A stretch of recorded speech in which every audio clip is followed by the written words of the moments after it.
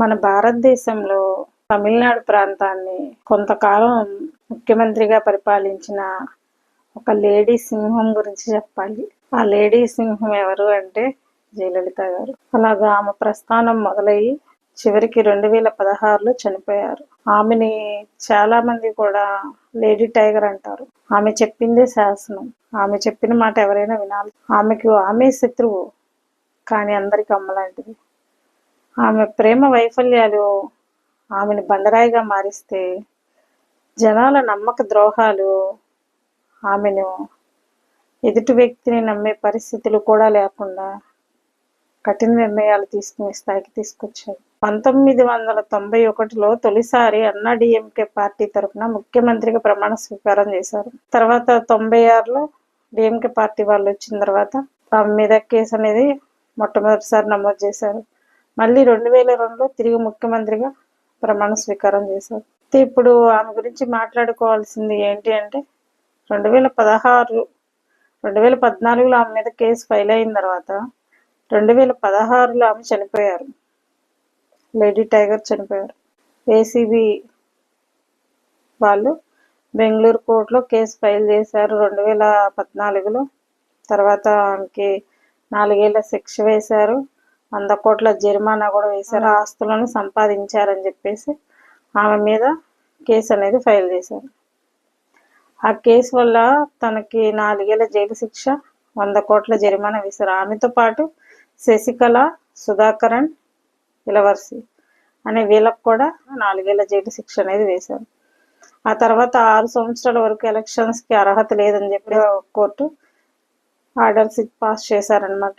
అయితే ఇప్పుడు ఏంటి అంటే తమిళనాడు ప్రభుత్వానికి మన జయలలిత గారి ఆస్తులన్నీ అప్పజెప్పాలని చెప్పేసి Karnataka government special court judgement అనేది పాస్ చేసింది.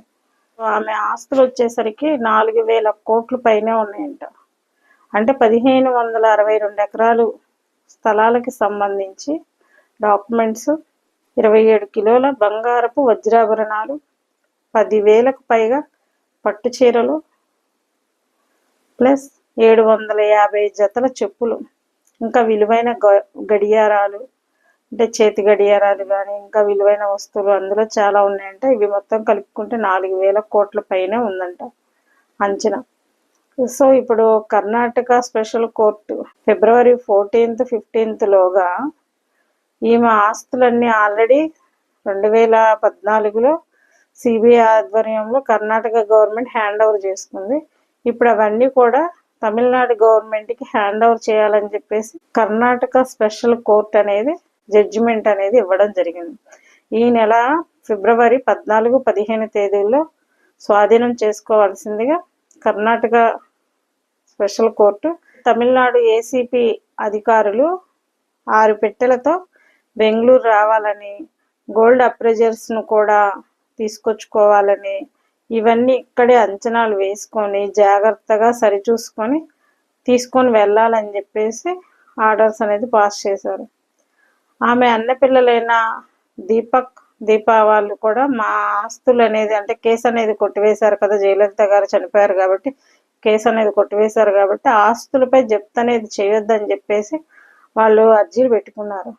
సో అవి కూడా కర్ణాటక గవర్నమెంట్ కొట్టివేసింది. అంటే వీటిల్లో ఇంకా వేరుగా చాలామంది ఉన్నారు. వాళ్ళని అందరిని విచారిస్తే ఇవి అక్రమాస్తులకు సంబంధించిందే కాబట్టి మీకు ఈ ఆస్తులో హక్కు లేదు అని చెప్పేసి జడ్జిమెంట్ అనేది ఇచ్చారనమాట.